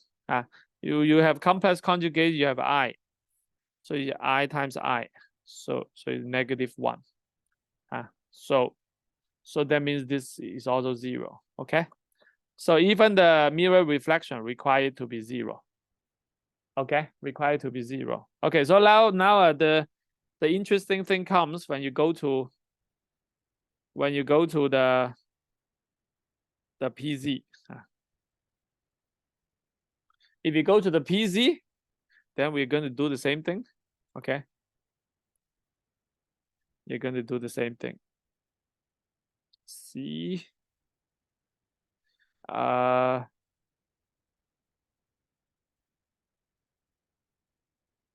okay. Anyway, I just keep writing it. C3 PZ.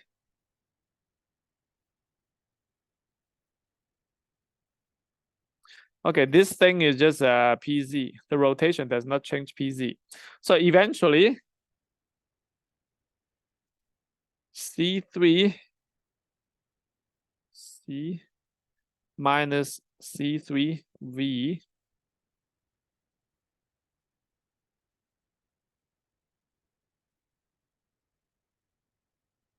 Okay, so you get this part, you get this part, you combine together, you have this. Okay, you have this. So let's check, what is this?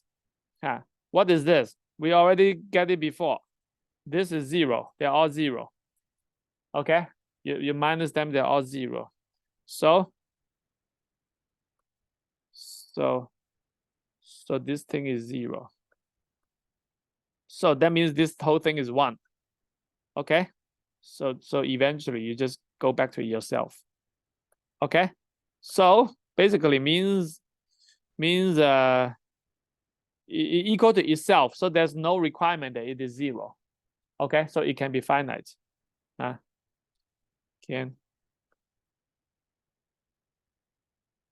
It can be finite. I mean, at least group symmetry does not require to be 0. So that means the PZ polarization is going to cause the optical transition. That's why the dark exciton has a PZ couple. Okay, so we can also do the same thing.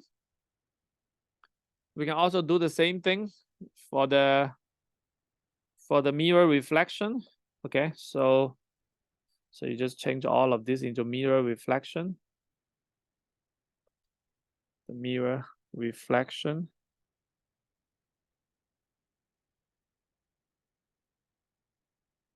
Okay, if you change it, this one will be negative PZ. And this one is just H star C. And then this one will be H V up, V up. And then we just go back to check. So this is negative I, this I. So eventually this negative I complex conjugate,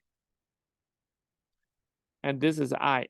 So eventually you just get negative I complex conjugate, you get -1 from here, you get the I from here, then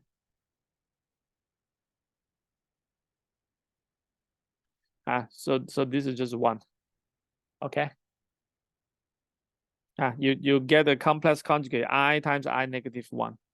So eventually you get back. Okay, so we reach the same conclusion.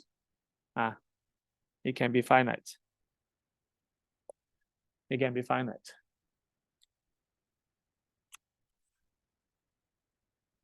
Okay, so let's draw a conclusion.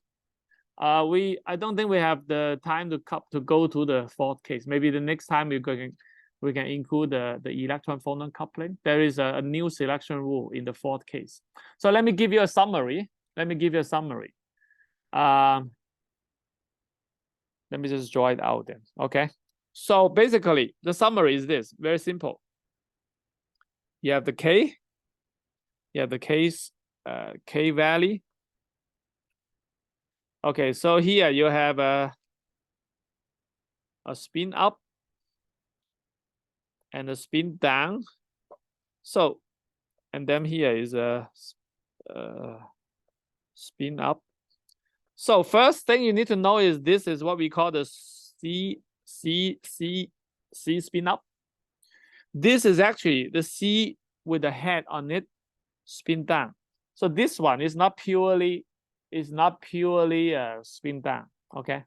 Of course, you also have this one. It can also be coupled to another one. So even this one is not purely spin up, but because the dominant part is optically allowed, so there's small perturbation that is optically dark. You don't need to consider that. Okay. I mean, this one can also be coupled to another spin down state. So it is a mixture of spin up down, but the dominant part is still spin up, and that gives us the optical signal. So that's why for the spin up, you don't need to worry about the spin up coupling mixing. But this one is important because all the optical signal comes from the mixing to another spin up band. So that part is important. Okay. Okay, so the optical selection is very simple. This is very simple. Let me use a different color. So this one, the bright exciton, and P plus, P plus allowed, P plus, and then this one. Let me use a different color. What color is good? Okay, orange. Okay. This is the dark exciton. And then it is coupled by PZ. Okay, so and the propagation direction is already determined because the dipole, this dipole is this. Let's say you have a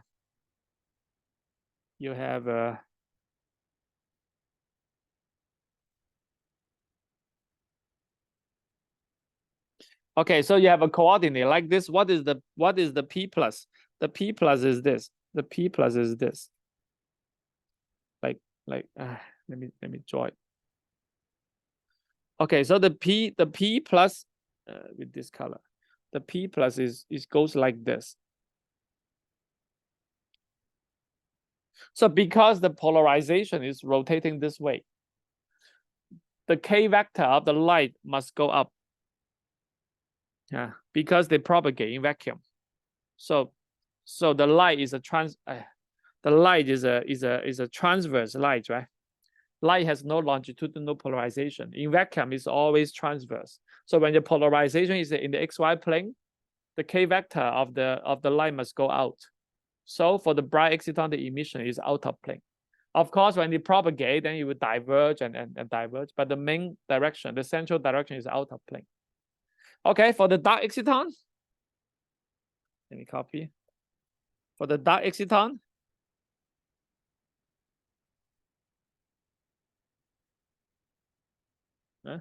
yeah.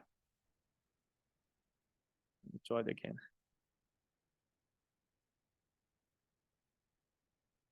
Okay, for the dark exciton, is PZ. It's PZ. So that means that the propagation direction, must go along the K. PZ. Okay. So eventually, this is that.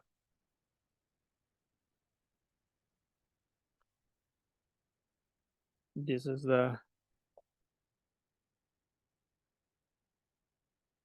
bright exciton.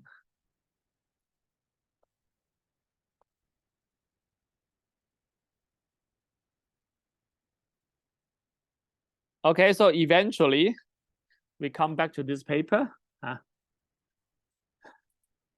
Okay, we're considering basically here. Okay, these two, the bright and dark. So basically, without flipping spin-orbit coupling, this dark exciton will be exactly dark. Once you include the spin-orbit coupling, the dark exciton will be activated. Okay, but it is dark because what?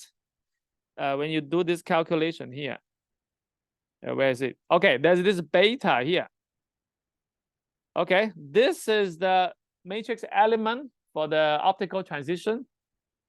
You're going to have a PZ, okay? Let's say this is a PZ, so it will be finite. But you are going to have this beta thing here. This is a small number, okay? Because eventually only this part give you the oscillator string.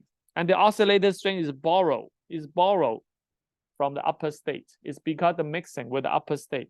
And the upper state is far away. This is about 1 eV. Okay, so this is about 1 eV. So this thing is going to be small. And it also depend on, not only depend on the energy separation, it also depend on this alpha, which is a material parameter, how strong it is. So the dark exciton is going to have a small oscillator string. And Dr. Chang do the calculation. I think the oscillator string is about 400 times weaker, 400 times, because eventually you need to take the square of this. So let's say if it's 20, if it's only 1/20, then once you do the multiplication, is about 400 times. So the dark exciton is going to be oscillator string is this oscillator string.